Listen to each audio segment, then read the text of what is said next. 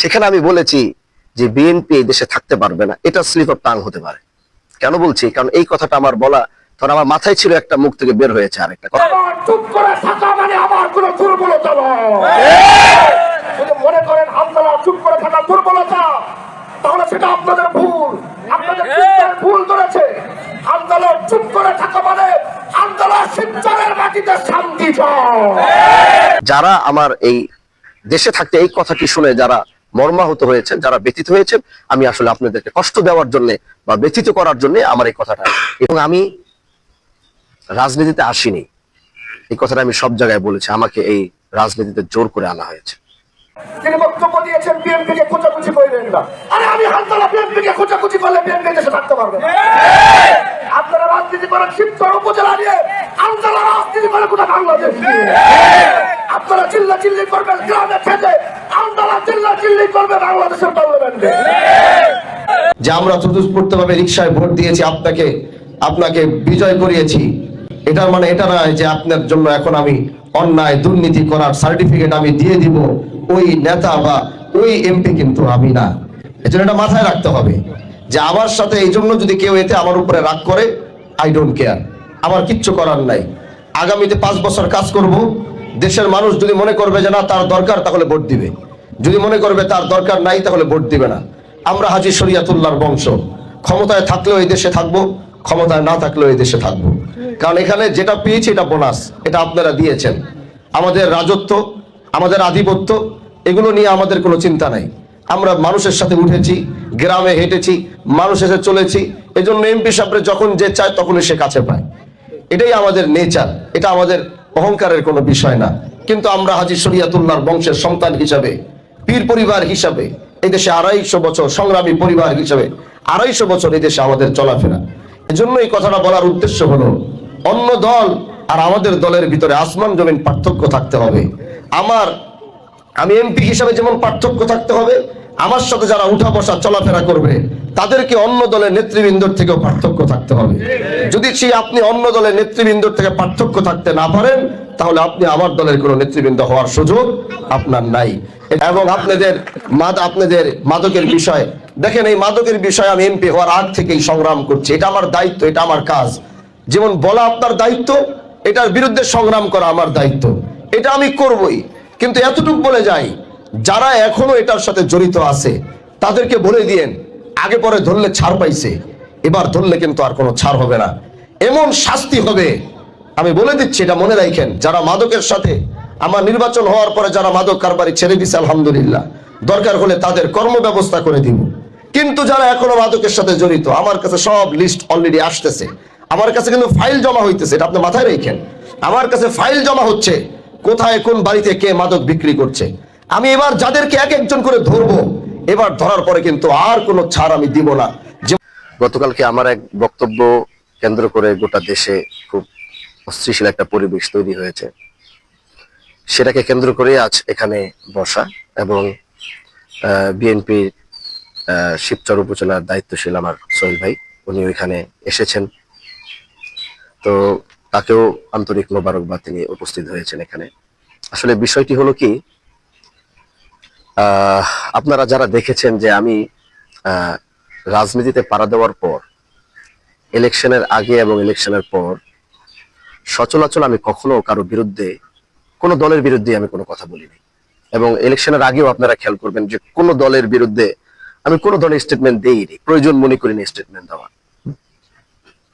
এবং আমি রাজনীতিতে আসিনি, এই কথাটা আমি সব জায়গায় বলেছি। আমাকে এই রাজনীতিতে জোর করে আনা হয়েছে। আর আমি কিন্তু রাজনৈতিক ফ্যামিলিরই সন্তান। অনেকে মনে করতে পারেন আমরা পীর পরিবার, পীর সাহেবরা রাজনীতিতে আসছে, বিষয়টা এরকম না। পীর পরিবার হিসাবে আমাদের পরিচিতি হচ্ছে মাত্র 100 বছর বা 110 বছর, কিন্তু রাজনৈতিক এবং সংগ্রামী পরিবার হিসাবে আমাদের পরিচয় হচ্ছে 250 বছর। তো সেক্ষেত্রে রাজনীতিতে আমি এসেছি অল্প সময়, কিন্তু আমার রক্তের ধারার সাথে 250 বছরের এক সংগ্রামী এবং রাজনৈতিক ইতিহাস জড়িত আছে। আমার পূর্বপুরুষের ভারতবর্ষ লিড দেওয়ার ইতিহাস আছে, শুধু এই শিবচর আর বাংলাদেশ না, গোটা ভারতবর্ষ লিড তারা দিয়েছেন, সংগ্রাম, ব্রিটিশ বিরোধী আন্দোলন করেছেন। এজন্য আমি রাজনীতিতে আসতে চাইনি। যেহেতু আমাকে আনানো হয়েছে, তখন থেকে প্রতিজ্ঞা করেছিলাম যে আমি স্বচ্ছ রাজনীতি করব, নতুনত্বের কিছু রাজনীতি করব, প্রতিহিংসা, আধিপত্য এগুলোর রাজনীতি আমি যদি করতে হয় তাহলে আমি রাজনীতিতে পাড়া দেব না। এবং সেই অঙ্গীকারটি নিয়ে এখন পর্যন্ত আমি সেই জায়গায় অটল আছি। এবং যতদিন আল্লাহ আমাকে রাজনীতির মাঠে রাখুক, আমি চেষ্টা করব আমি আমার সেই জায়গাটুকু ধরে রাখতে। এখানে বিএনপির কথা আসছে, দেখেন জাতীয়তাবাদী দলের সাথে হাজী শরিয়াতুল্লাহর বংশ, বিশেষ করে আমাদের একটি ঐতিহ্য, পারিবারিক সম্পর্ক। শুধু জাতীয়, এই দেশের যতগুলো দল রয়েছে, এই যে সোহেল ভাই একটা কথা বললেন, আমরা কিন্তু আসলেই সব দল মতের ঊর্ধ্বে। এদেশের মানুষ আমাদেরকে দেখে, এটাই বাস্তবতা। কিন্তু এখন দেখা গেছে আমি রাজনৈতিকভাবে আসার কারণে একটি প্ল্যাটফর্মে আসছি, কিন্তু তারপরও আমি এতটুকু হলফ করে বলতে পারবো, যেটি সোহেল ভাই আমরা কাছাকাছি এইজের, আমাদের চিন্তা চেতনা কি এটা অনেকটা আমরা জানি, বুঝি যে আমরা কি চাই। উনি তো এখানে আছেন, উনি আরো যারা এই এইজে বা আমরা যারা আছি, তারা কিন্তু সবাই মানে আমি কি রাজনীতিটা চাই বা আমার পলিসিটা কি, এটা কিন্তু মোটামুটি ইয়াং জেনারেশন সবাই বুঝতে পারছে।